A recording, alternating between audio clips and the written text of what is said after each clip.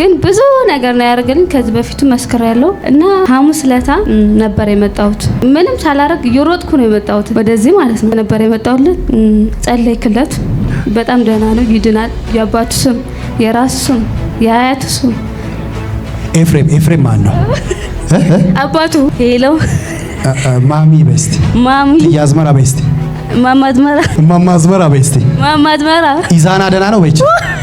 ከዛ በማግስቱም ደወልክ ደህና ነው አሁን ይሻላል ትንሽ አለችኝ። ከዛ በሶስተኛ ቀኑ ሐኪም ቤት አትሰጁ በቃ ተጸልዩለታል እግዚአብሔር ያላልኳት ደህና ነው በጣም ተሽሎት እንደ በፊት ነው ባይ አሁን ተሻለው በደንብ አዎ የሮጠ ነው በደንብ ተሽሎት እንደ ድሮ ተሽሎት አዎ ሙሉ በሙሉ አለችኝ። ሕክምና ማልወሰዱት ምንንም አላሉም። አንተ ጸልይ ተከብራምጡ